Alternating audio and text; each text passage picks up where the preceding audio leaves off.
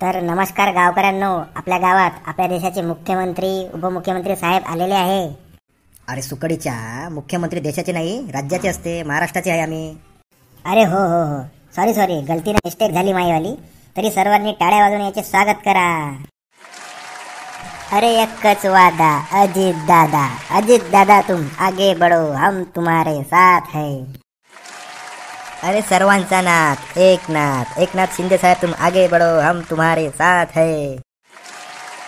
अरे एकच भाऊ आपले देवा भाऊ तुम आगे बढ़ो, हम तुम्हारे साथ है. तर मग गावकऱ्यांनो, तुम्हाला तर माहित आहे आपले लाडके मुख्यमंत्री एकनाथ शिंदे साहेब. तुला कोण सरपंच बनवला बे? हा, आज या ठिकाणी तुला माहित नाही का आपले मुख्यमंत्री आता देवेंद्र फडणवीस आहे. अरे हा, मुख्यमंत्री देवेंद्र फडणवीस साहेब आणि उपमुख्यमंत्री ते तर सांगायचं कामच नाही. कारण सरकार कोणतं बी असो, उपमुख्यमंत्री हे फिक्स असतात, आपले दादा अजित दादा पवार.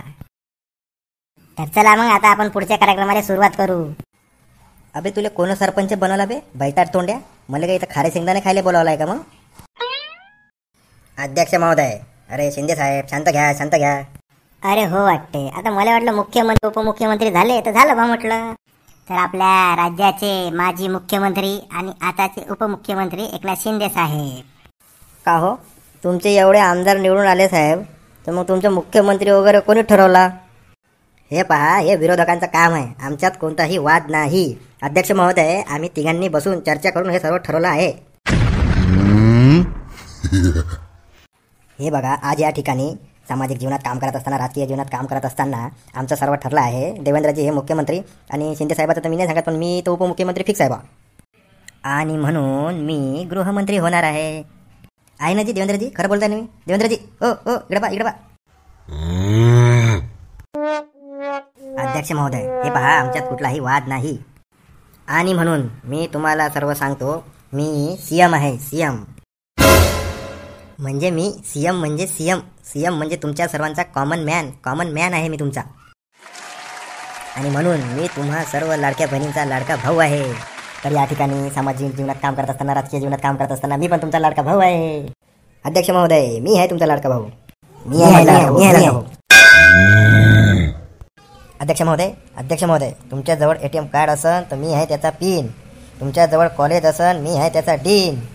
आणि मी तर तुम्हाला पहिलेच सांगितलं होतं की मी पुन्हा येईन. वा, तुम्ही खरंच पुन्हा आले. आज या ठिकाणी मला सांगायला वाटतंय, मी तर कधी जातच नसतो, मी तर फिक्स आहे. अरे तुम्ही दोघं तर आले, पण मी तर गेलो. आमचे गावकरी तुम्हाला काही प्रश्न विचारतो म्हणते बा.